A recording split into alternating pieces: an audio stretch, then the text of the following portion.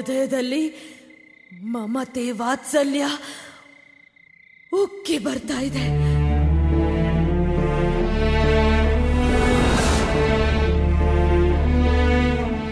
ನಾನ್ ನಿನ್ ತಾಯಿಯಾಗಿದ್ದಿದ್ರೆ ಆಗ ನಿನ್ನ ನನ್ ಮಡ್ಲಲ್ಲಿಟ್ಟು ಮುದ್ದಾಡ್ತಿದ್ದೆ. ಮತ್ತೆ ನೀನು ನನ್ನನ್ನ ಅಮ್ಮ ಅಮ್ಮ ಅಂತ ಕರಿತಾ ಇರ್ತಿದ್ದೆ. ಶುಭ ಮಸ್ತು. ಇಷ್ಟೇ ಅಲ್ವಾ ದೊಡ್ಡಮ್ಮ ನಿಮ್ಮ ಆಸೆ? ನಾನ್ ನಿಮ್ಮನ್ನ ಯಾವಾಗ್ಲೂ ಅಮ್ಮ ಅಮ್ಮ ಅಂತ ಕರೆಯೋದೆ ತಾನೆ. ಇವತ್ತಿಂದ ನೀವು ನಮ್ಮಮ್ಮ, ನಾನ್ ನಿಮ್ಮ ಮಗ. ನಿಮ್ಮನ್ನ ದೊಡ್ಡಮ್ಮ ಅನ್ನಲ್ಲ, ಅಮ್ಮ ಅಮ್ಮ ಅಂತಾನೆ ಕರಿತೀರಿ.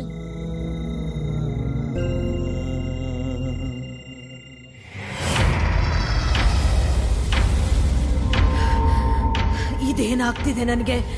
ಇದೆಂತ ಮಾಯೆ? ಇಲ್ಲಿಂದ ಕರೆದೊಯ್ಯಬೇಕೆಂದಿದ್ದೆ ಅಲ್ಲವೇ?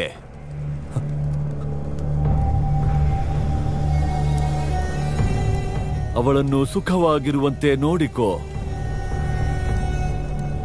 ಭಗವಂತ ಕಂಸನ ಆಶೀರ್ವಾದವಿದೆ ನಿಮಗೆ.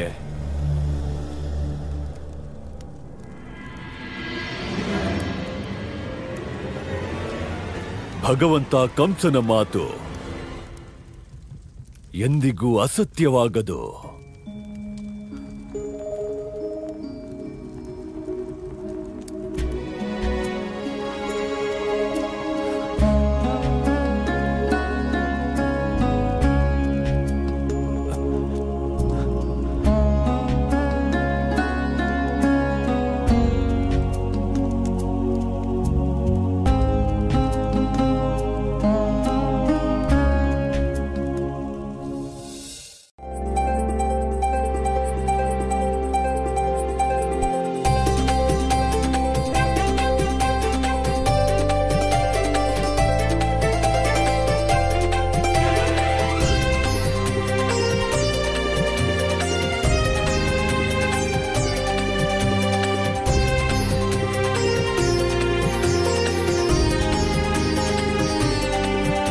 ಕೃಷ್ಣ,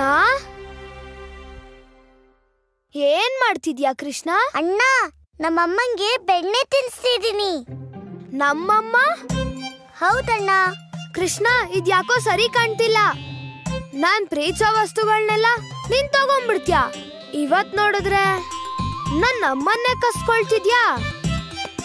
ಅಣ್ಣ, ನಾನು ರೋಹಿಣಿ ಅಮ್ಮನ್ನ ಕಸ್ಕೋತಿಲ್ಲ. ನಾನು ಅವ್ರಿಗೆ ಪ್ರೀತಿ ಕೊಡ್ತಿದ್ದೀನಿ.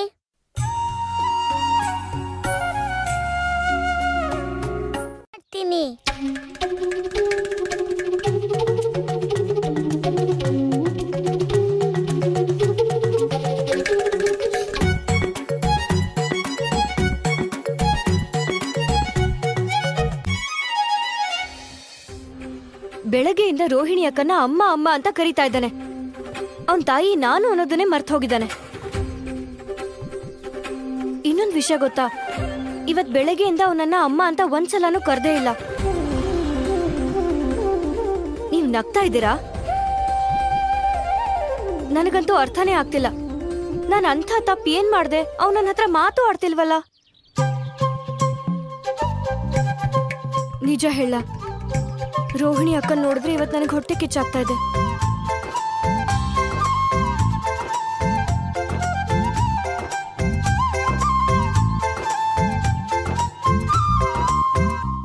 ಇದ್ದಾನೆ. ಕೃಷ್ಣನ ಬಗ್ಗೆ ಯೋಚಿಸಿ ಯೋಚಿಸಿ ಅವಳ ರೋಮ ರೋಮಗಳಲ್ಲಿಯೂ ಕೃಷ್ಣನೇ ಸೇರಿದ್ದಾನೆ. ನಾರಾಯಣ ನಾರಾಯಣ, ನನಗೆ ಅರ್ಥವಾಯಿತು ಪ್ರಭು. ಕೃಷ್ಣ ಕೃಷ್ಣ ಎನ್ನುತ್ತಲೇ ಪೂತನಿಯ ಅಂತರಾತ್ಮ ಎಷ್ಟು ಪವಿತ್ರವಾಗಿದೆ ಎಂದರೆ ಆಕೆ ಒಂದು ದಿನಕ್ಕಾದರೂ ಪೂರ್ತಿಯಾಗಿ ಕೃಷ್ಣನ ಮಾತೆಯಾಗುವ ಅದೃಷ್ಟ ದೊರೆಯಿತಲ್ಲ ಪ್ರಭು. ಹೌದು ದೇವರ್ಷಿ. ಉದ್ದೇಶ ಏನೇ ಆದರೂ ಭಗವಂತನ ಸ್ಮರಣೆ ಎಂದರೆ ಭಗವಂತನ ಭಕ್ತಿಯೇ ಸರಿ.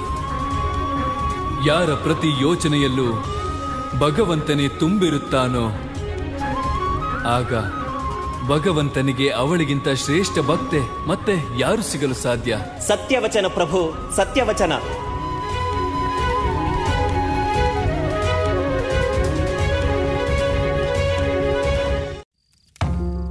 ಇದೇ ನನಗೂ ಬೇಕಾಗಿದ್ದು. ನೀನ್ ನನ್ಗೆ ಒಂಟಿಯಾಗಿ ಸಿಗೋ ಇವತ್ತಿನ ರಾತ್ರಿಯೇ ನಿನ್ನ ಜೀವನದ ಅಂತಿಮ ರಾತ್ರಿ. ರೋಹಿಣಿ ಅಮ್ಮ, ನೀವು ಮತ್ತೆ ಯೋಚನೆ ಮಾಡ್ತಿದ್ದೀರಾ? ಬನ್ನಿ ರೋಹಿಣಿ ಅಮ್ಮ, ನಂಗೆ ತುಂಬಾ ನಿದ್ರೆ ಬರ್ತಿದೆ.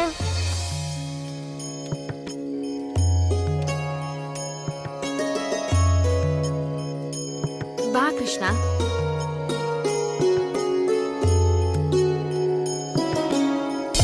ಮಮತೆಯ ಸುಳಿಯಲಿ ಸಿಲುಕಿಯ ಶೋಧೆಯು ತಳೆದಳು ಕಂಬನಿಧಾರೆ. ಅರಿಯದೆ ಶ್ಯಾಮನು ಗೈದಿ ಹಲೀಲೆಯ ಕುಸಿದು ಕುಳಿತಳು ಅಧೀರೆ. ಇಲ್ಲ ದೇವಕಿ, ನೀನು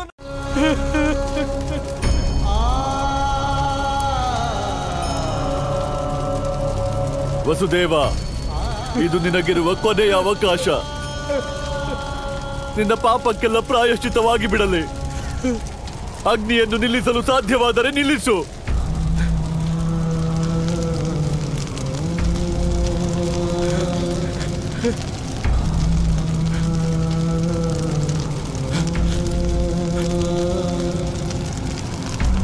ದೇವಕಿ,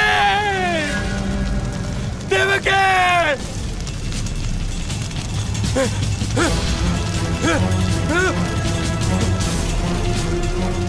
ದೇವಕಿ,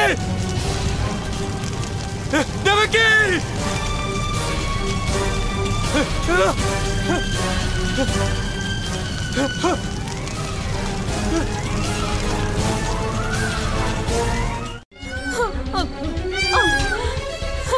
ಯಾರಿಗಾದ್ರೂ ಕೇಳಿಸ್ತಿದ್ಯಾ?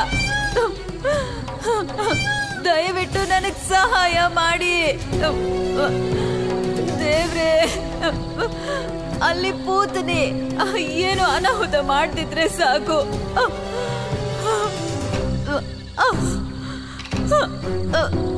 ನಾನು ಹೇಗಾದ್ರೂ ಮಾಡಿ ಇಲ್ಲಿಂದ ಹೋಗ್ಲೇಬೇಕು. ಯಾರಾದ್ರೂ ಸಹಾಯ ಮಾಡಿ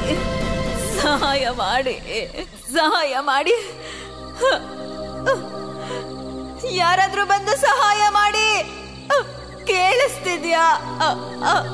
ಸಹಾಯ ಮಾಡಿ.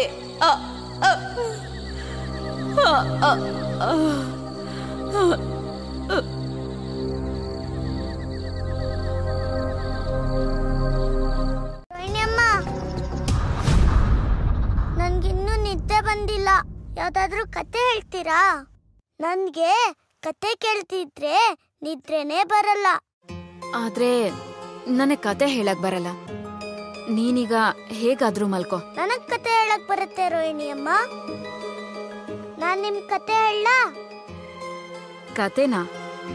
ಸರಿ, ಹೇಳು. ರೋಹಿಣಿ ಅಮ್ಮ, ನಾನ್ ನಿಮ್ಗೀಗ ಪೂತನಿ ಕತೆ ಹೇಳ್ತೀನಿ. ಪೂತ್ನಿನಾ? ಹಾ ರೋಹಿಣಿ ಚಿಕ್ಕಮ್ಮ, ಒಂದ್ಸಲ ನಾನು ಕಾಡಿಗೆ ಹೋಗಿದ್ದೆ. ಅಲ್ಲಿ ನನ್ಗೆ ಪೂತ್ನಿ ಕಾಣಿಸಿದ್ಲು. ಆದ್ರೆ ಪೂತ್ನಿಗ್ ನಾನು ಕಾಣಿಸ್ಲೇ ಇಲ್ಲ. ಆವತ್ತು ನೀನು ಹೇಗೋ ಉಳಿದ್ಬಿಟ್ಟೆ, ಆದ್ರೆ ಇವತ್ತು ಹಾಗಾಗೋದಿಲ್ಲ.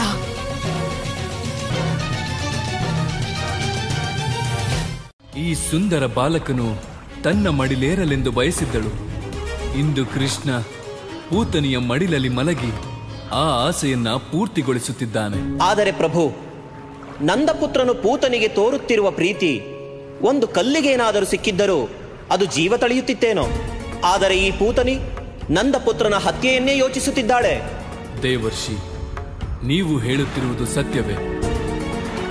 ಅಂದು ಬಾಲವಾಮನನು ತನ್ನೆರಡು ಪಾದಗಳಿಂದ ಇಡೀ ಭೂಮಂಡಲವನ್ನೇ ಅಳೆದು ಮೂರನೆಯ ಪಾದದಿಂದ ಬಲಿ ಚಕ್ರವರ್ತಿಯನ್ನೇ ಬಲಿ ತೆಗೆದುಕೊಂಡಾಗ ಅದನ್ನು ನೋಡಿ ರತ್ನಬಾಲೆಯ ಮನದಲ್ಲಿ ವಾಮನನನ್ನು ಕೊಂದೇ ಬಿಡುವಷ್ಟು ಆಕ್ರೋಶ ಹುಟ್ಟಿಕೊಂಡಿತ್ತು. ಪೂತನಿ ಈ ಜನ್ಮದಲ್ಲೂ ಆ ಪಾವದಿಂದ ಮುಕ್ತಳಾಗಿಲ್ಲ. ಆದ್ದರಿಂದಲೇ ಇಂದು ಕೃಷ್ಣನ ಪರಮ ಪ್ರೀತಿ ಸಿಕ್ಕಿದ್ದರೂ ಅವನ ಹತ್ಯೆಯ ಕುರಿತೆ ಯೋಚಿಸುತ್ತಿದ್ದಾಳೆ.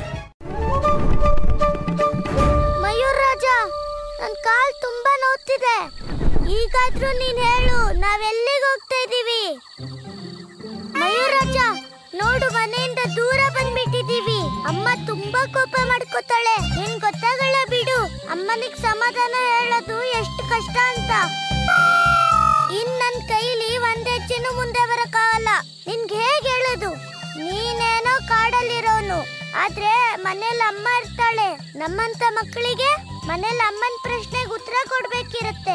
ಕೋಪ ಬಂದ್ರೆ ಅಮ್ಮ ಗೋಶಾಲೆಯಲ್ಲಿ ಕಟ್ಟಾಗ್ತಾಳೆ. ಎಷ್ಟ್ ಕಷ್ಟ ಆಗತ್ ಗೊತ್ತಾ? ಇಲ್ಲ ಮಯೂರಾಜ, ನಾನ್ ನಿನ್ ಮಾತ್ ಕೇಳಿ ಇಲ್ಲಿವರೆಗೂ ಬಂದಿದ್ದೀನಿ. ಈಗ ನೀನು ನನ್ ಮಾತನ್ ಕೇಳು. ನೀನ್ ನಿನ್ ಮನೆಗೆ ಹೋಗು, ನಾನ್ ನನ್ ಮನೆಗೆ ಹೋಗ್ತೀನಿ.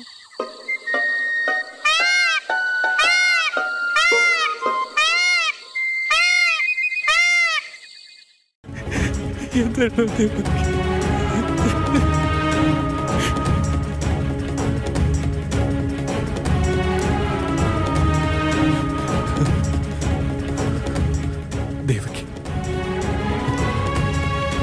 ಈ ಜಗತ್ತಿನಲ್ಲಿ ಧರ್ಮಕ್ಕಿಂತ ದೊಡ್ಡದು ಪ್ರೇಮ. ನಾನು ನನ್ನ ಪ್ರೇಮವನ್ನು ಬಿಟ್ಟುಕೊಡಲು ಸಾಧ್ಯವೇ ಇಲ್ಲ. ಒಂದು ವೇಳೆ ಕಂಸನಿಗೆ ನಮ್ಮ 8ನೇ ಪುತ್ರನ ಜನ್ಮ ರಹಸ್ಯ ತಿಳಿದರೂ ಪರವಾಗಿಲ್ಲ. ಹೌದು ದೇವಕಿ, ನಿನ್ನ ಜೀವವನ್ನು ಉಳಿಸಲು, ಈ ನರಕದಿಂದ ಮುಕ್ತಿ ಕೊಡಲು ಇದೊಂದೇ ಮಾರ್ಗ ಇರುವುದು ದೇವಕಿ. ಈಗ ನಾನು ಇದೇ ಮಾರ್ಗದಲ್ಲೇ ನಡೆಯುತ್ತೇನೆ. ಯಾವ ಸತ್ಯವನ್ನು ಇಷ್ಟು ವರ್ಷದಿಂದ ನನ್ನಲ್ಲೇ ಕಾಪಾಡಿಕೊಂಡಿದ್ದೆನು, ಯಾವ ಸತ್ಯವನ್ನು ನಿನ್ನಿಂದಲೂ ಮುಚ್ಚಿಟ್ಟಿದ್ದೆನು, ಇವತ್ತು ಅದೇ ಸತ್ಯವನ್ನು ಕಂಸನ ಎದುರು ಹೇಳುತ್ತೇನೆ ದೇವಕಿ. ಇಲ್ಲೂ ಇಲ್ಲ, ಖಂಡಿತ ಯಶೋದೆ ಹತ್ರನೇ ಹೋಗಿರ್ಬೇಕು.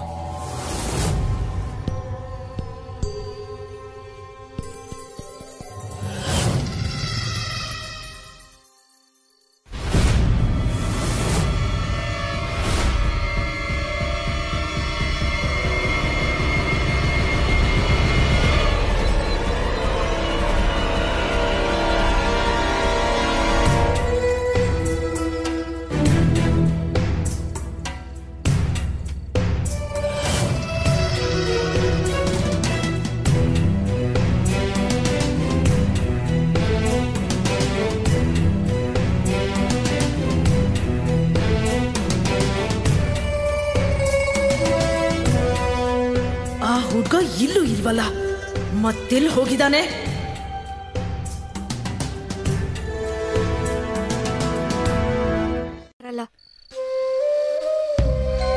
ನಾನು ಕರ್ಕೊಂಡ್ ಬರ್ತೀನಿ.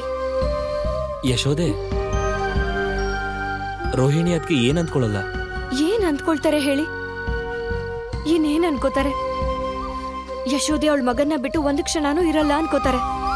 ಅನ್ಕೊಳ್ಳಿ ಬಿಡಿ, ಸತ್ಯನ ಎಷ್ಟು ಬೇಗ ಅರ್ಥ ಮಾಡ್ಕೋತಾರೋ ಅಷ್ಟೇ ಒಳ್ಳೇದು. ಯಶೋದೇನ್ ಅವ್ರ ಮಗನಿಂದ ಒಂದು ಕ್ಷಣನೂ ದೂರ ಇಡೋದು ಸಾಧ್ಯನೇ ಇಲ್ಲ. ಒಂದು ವೇಳೆ ಕೃಷ್ಣನೇ ನಾನು ಬರೋದಿಲ್ಲ ಅಂತಂದ್ರೆ? ನನ್ ಕಂದ ಯಾಕೆ ಬರಲ್ಲ ಅಂತಾನೆ? ಅವನು ನನ್ ಕಂದ, ನಾನು ಅವನ್ ತಾಯಿ.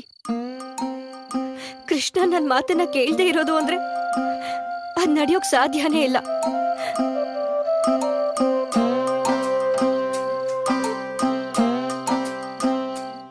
ಎಲ್ಲಾ ತಾಯಿಯಂದಿರು ತಮ್ಮ ಮಕ್ಕಳನ್ನ ಪ್ರೀತಿಸ್ತಾರೆ, ಆದ್ರೆ ಕೃಷ್ಣನ್ ಮೇಲೆ ಯಶೋದೆಗಿರುವ ಪ್ರೀತಿ ಎಲ್ಲಕ್ಕಿಂತ ದೊಡ್ಡದು.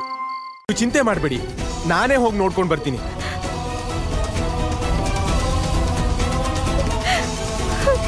ಯಶೋದೆ, ನಮ್ ಕೃಷ್ಣನ್ ಕಾಲು ಒಂದೇ ಕಡೆ ನಿಂತ್ಕೊಳ್ಳುತ್ತಾ? ಅವನು ರೋಹಿಣಿ ಅದ್ಗೆ ಜೊತೆಲೇನೆ ಇರ್ತಾನೆ. ರಾತ್ರಿ ತಿರ್ಗಾಡ್ತಿರ್ಬಹುದು, ನೀನ್ ನೋಡ್ತಿರು. ಆದಷ್ಟು ಬೇಗ ಅದ್ಗೆ ಅವನನ್ನ ಕರ್ಕೊಂಡ್ ಬರ್ತಾರೆ.